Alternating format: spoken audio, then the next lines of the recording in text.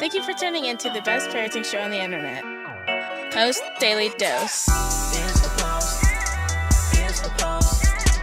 It's the Post. The Post Daily Dose. It's the Post. It's the Post. It's the Post. The Post Daily Dose. It's the Post.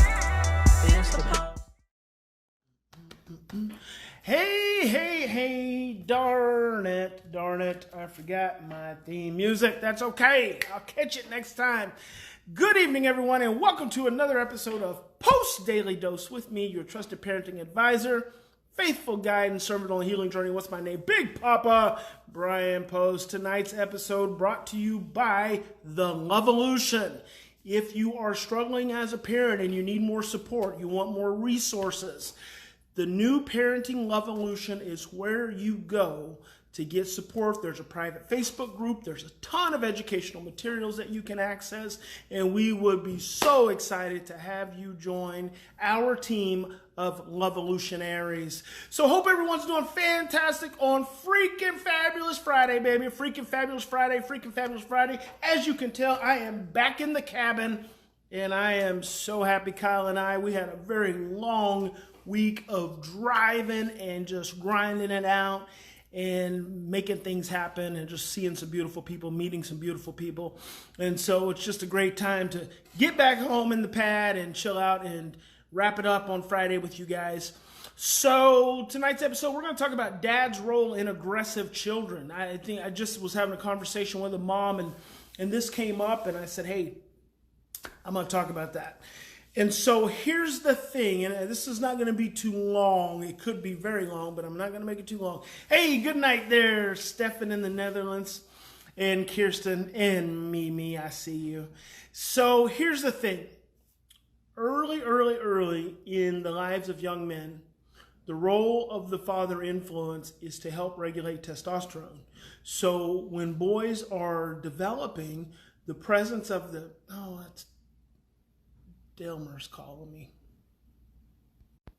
Sorry about that. Had dad calling me. Speaking of dads, the presence of the male figure in the role of the child is in the male child is to balance the testosterone. Same way with the female. Females have testosterone too. And as they develop, they learn how to as they develop in a normal healthy home, they learn how to regulate the testosterone, which is also what fuels aggressive behaviors. But when you have children who come from early experiences of trauma, early experiences of physical abuse, and sometimes the abuse that they experience, the domestic violence that they may have experienced goes all the way back in utero. So it may not have been, you could have adopted a child at 6 weeks old and all of a sudden they're really violent and they're really aggressive. It very well is likely that it stems all the way back to the in utero experience. And so here's the thing, here's the conflict, and this is what I was talking about the mom specifically. She said when her boys, she got two boys, I think they're 11, 12 years old, when they become aggressive, dad immediately goes into protect mom mode. And when dad goes into protect mom mode, here's the problem. The boys who are already in a state of stress and already in a state of aroused testosterone are now experiencing a stronger more forceful testosterone, and then they're getting completely suppressed. So when dad comes in to protect mom, what he's doing is he's suppressing the boys. He's not regulating them. And then what happens later is that same testosterone surge comes back even stronger, and then they're more prone to more aggression. Here's what has to happen with men and boys who are aggressive. The male has to match the aggressive presence of the young man with regulation. And that is counterintuitive to everything our society preaches about men being strong. The more emotionally present, the more regulated, the more stable, the more focused, the more in tune, in touch, the father figure can be with the aggressive individual, the aggressive young man, the more effective he's going to be in that moment, helping that child to regulate that high emotional arousal, that high emotional testosterone arousal. But what unfortunately happens many, many times is we as men, we move into that protect mode, and protect mode usually is interpreted as attack mode. So the individuals who are needing the protection the most when they didn't get it, the kids, because they're just re-experiencing emotional experiences that they had previously. And so their brain's going back to an old place, and it is reacting from that old place. And so now in the present place, when dad's energy, his hyper-aggressive energy comes at the boys and suppresses them, he's doing nothing to help them heal through that hyper-aroused surge of testosterone. And so men have to be able to show up in a more regulated way. I mean, I'm going to tell you a real powerful way for a male to show up with a hyper-aroused, potentially aggressive young man is to get in touch emotionally. Connect to the fact that, see, and this is what we forget. When kids are aggressive, it's because they are in fear. It's because they are afraid in that moment that something or someone is going to hurt them. They move into a hyper-aroused state and they become protective of themselves, and therefore they get ready to attack. It's no different in the animal kingdom with dogs. An angry dog is a scared dog. He's going to bark, he's going to growl, he's going to slobber, trying to get you to go away. And unfortunately for kids, when they enter, especially kids with trauma history, when they are feeling that intense amount of fear and terror, and it's coming out as aggression and in that hyper-aroused testosterone state, then the parent usually becomes overwhelmed. When the parent becomes overwhelmed and becomes stressed, then they emotionally abandon the child, and that's the foundation of the attack. The attack becomes because emotionally, all of a sudden, the child feels like he's being abandoned, so he's attacking, trying to keep the parent from leaving, but he's aggressive because he's scared. It's a total jack up of a young child's brain.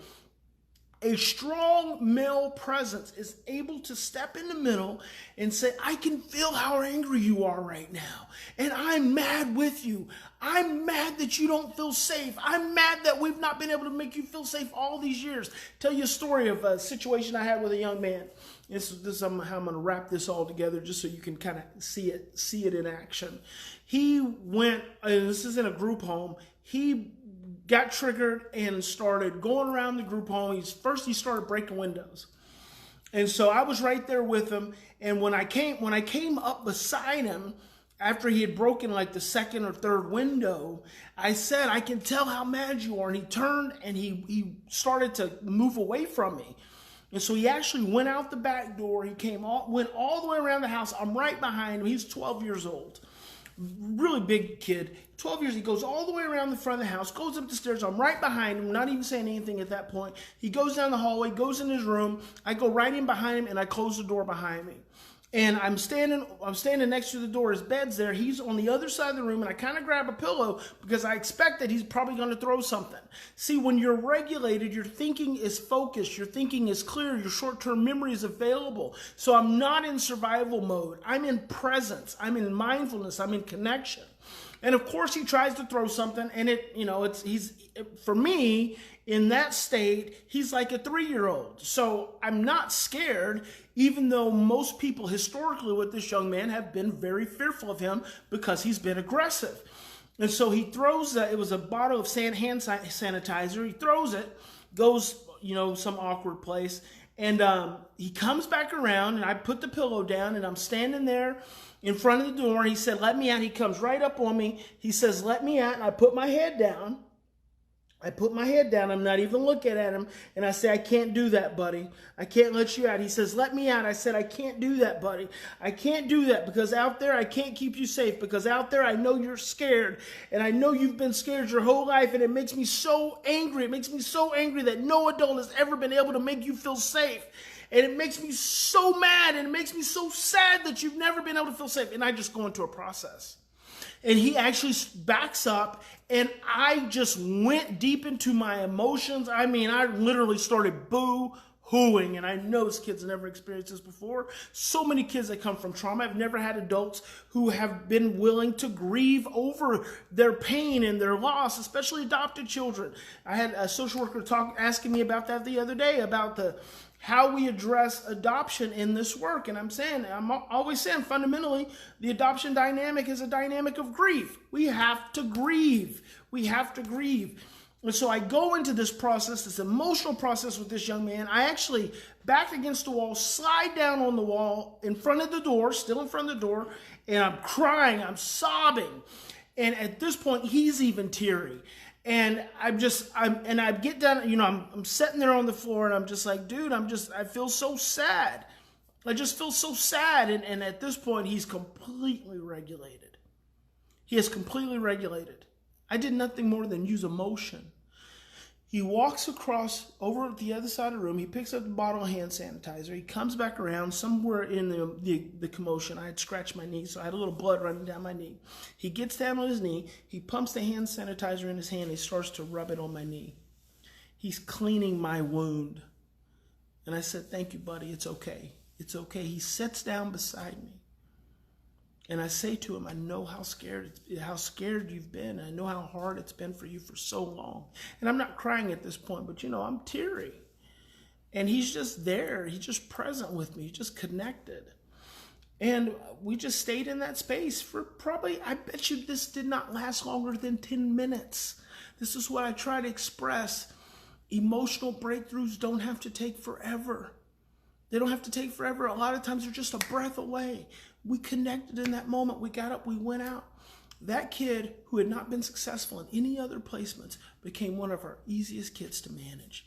He went from being an angry, aggressive 11-year-old to like a developmentally delayed 3-year-old. And that's how we've seen him.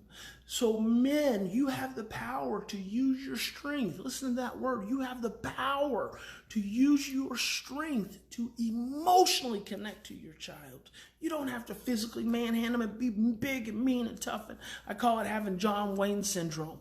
Connect with them emotionally. Connect with them emotionally. Connect with them emotionally. That's where you're going to have the biggest breakthrough with your aggressive children. And that could be aggressive boys and aggressive girls, and specifically in relationship to dads and the male present. So I hope this is helpful. Hey guys, happy freaking Friday. Remember, this episode brought to you by the New Parenting Lovolution. Go check it out, newparentinglovolution.com. If you've been struggling, you want support, join our private Facebook group, find the resources that are available to you. Remember, in any given situation, we always have two choices. We can continue to react from the same imprints of stress and fear and overwhelm, or we can stop, breathe with me. Take 3 deep breaths, 3 to 10, maybe more. And choose love. Big Papa loves you. God bless each and every one of you. Have a fantastic Friday and enjoy your weekend. And I'll see you Monday.